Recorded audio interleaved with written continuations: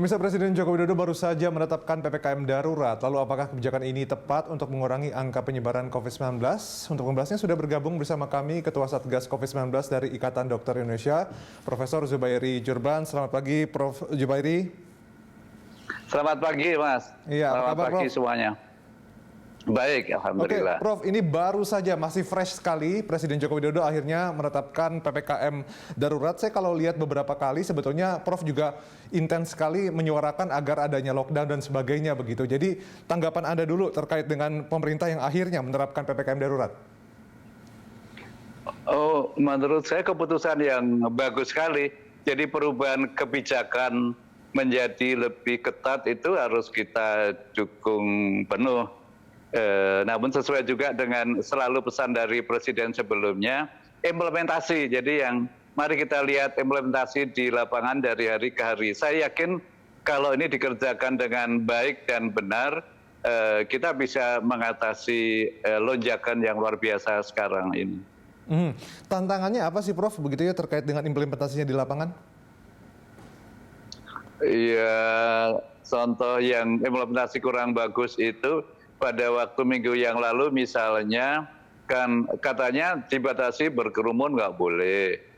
Namun KRL-nya Jakarta Bogor, kemudian dari sekitar mana tuh Bekasi Jakarta masih penuh pada jam tertentu. Ya nggak boleh harusnya. Harus ada yang menertibkan, ada yang menghitung. Oh gerbong udah penuh nggak boleh naik lagi. Nanti kereta berikutnya misalnya atau ditambah gerbongnya atau apalah. Tapi artinya kalau bilang jangan berkerumun, ya harus diawasi supaya benar jangan berkerumun. Satu. Yang kedua, yang kemarin bukan yang sekarang. Sekarang kita harapkan lebih ketat. Itu katanya work from home 75%, kalau di office bekerja di kantor 25%. Beberapa pasienku ngomong terus terang, saya masih masuk 4 kali seminggu. Ada satu orang yang bilang 5 kali seminggu. Tapi berapa? 1 jam di kantor? Enggak, dari setengah 9 sampai jam 5. Jadi terus kalau gitu yang salah kantornya. Iya justru itu, kalau yang salah kantor, tapi nggak ada yang ngawasi, iya kan perlu law enforcement, perlu peraturan itu ditegakkan supaya ditaati agar tujuan tercapai, itu Mas. Kalau yang ini, kalau melihat persiapannya, kelihatannya akan diawasi ketat. Karena ini saya juga baca sebuah artikel dari komentar dari Pak Erlangga Hartarto menyatakan bahwa memang PPKM darurat ini akan dijalankan dengan penegakan hukum. Artinya memang perlu pengawasan begitu. Tadi pasien-pasien Anda bilang bahwa masih diminta untuk bekerja dari kantor beberapa kali dalam seminggu. Begitu kita harapkan mungkin mulai pekan depan memang betul-betul sesuai ya begitu ya. WFH 100% begitu. Benar. Oke, dan kemudian kita juga sebetulnya kan Prof pernah juga melakukan hal semacam ini ketika ya bisa kita katakan ini gelombang kedua, di gelombang pertama PSBB ketat begitu. Apa yang membedakan Prof dengan PSBB ketat dengan PPKM darurat? Sebetulnya sama tujuannya, hampir sama juga. Cuman ya ini yang akan kita lihat adalah pembatasan pergerakan masyarakat. Itu apakah kan namanya aturan-aturan termasuk sampai dengan lockdown itu intinya akan membatasi pergerakan masyarakat sehingga tidak kontak antara anggota masyarakat satu masyarakat yang lain sehingga tidak terjadi penularan. Karena tidak terjadi penularan baru maka kasusnya bisa turun. Dan yang sakit berkurang, yang meninggal makin minim. Oke, nah Anda tadi menyebut soal kasusnya pertambahannya berkurang begitu. Kalau sekarang kan kita tahu kasusnya beredar di antara 20 ribuan, 21 ribuan begitu. Dengan penerapan PPKM darurat ini diharapkan angka kasus harian itu bisa berapa? Sebetulnya angka kasus harian kan tergantung yang dites. Mungkin lebih penting positivity rate-nya. Positivity rate-nya itu tadinya Indonesia sebelum Delta ini kan sekitar 20%, sekarang 40%.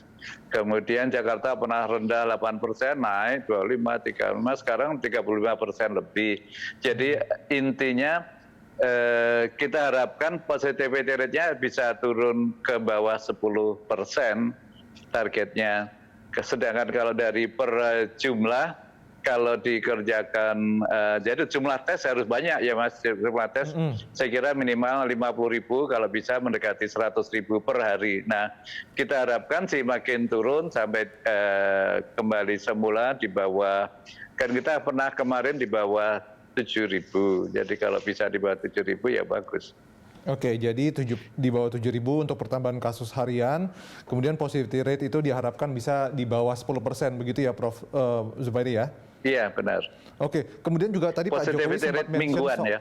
Iya, oke. Pak Jokowi juga tadi sempat mention soal Kementerian Kesehatan yang juga diminta memang fasilitas rumah sakit, penambahan bed juga dilakukan, dan kemudian yang tidak kalah penting ini mungkin berkaitan dengan dari ID begitu ya, bagaimana dengan kesiapan dari nakes kita begitu Prof, karena kita tahu yang gugur juga sudah ada banyak begitu, dan kemudian sekarang juga sudah kewalahan. Bagaimana kesiapannya jika angka kasusnya terus meningkat? Iya, kalau nakes sebagai dokter, sebagai perawat, sebagai tenaga farmasi, dokter gigi, semuanya kita siap untuk bekerja sesuai dengan profesi. Kita tidak pernah memikirkan yang lain. Namun dari sistem itu harus jelas, jangan sampai tenaga kesehatan kan jumlahnya mulai berkurang sedikit-sedikit karena sakit. Sebagai contoh gini, saya kemarin hari Senin, sekarang ini hari Kamis ya, Senin saya dites entah keberapa kali, ke-7 atau ke-9 kali, tes swab hasilnya negatif, alhamdulillah. Namun bersama dengan saya ada 28 orang yang dites, yang positif sedoso 10, jadi banyak banget yang positif. Jadi itu akan rumah sakit akan kekurangan 10 orang ini, karena 10 orang ini akan tentu harus tidak boleh masuk rumah sakit dulu sampai tidak menular. Oke, baik. Jadi kita tunggu ya, ini dalam beberapa hari atau mungkin di akhir dari masa penerapan PPKM darurat ini, tanggal 20 Juli kita tunggu. Semoga memang angkanya sesuai dengan target begitu ya. Kalau menurut Prof tadi positivity rate-nya juga turun drastis, dan kemudian penambahan kasusnya juga menurun. Terima kasih atas waktu dan juga informasinya, Prof. Zubairi. Ya, oke, saya dukung penuh program ini, semoga berhasil. Amin. Oke, amin.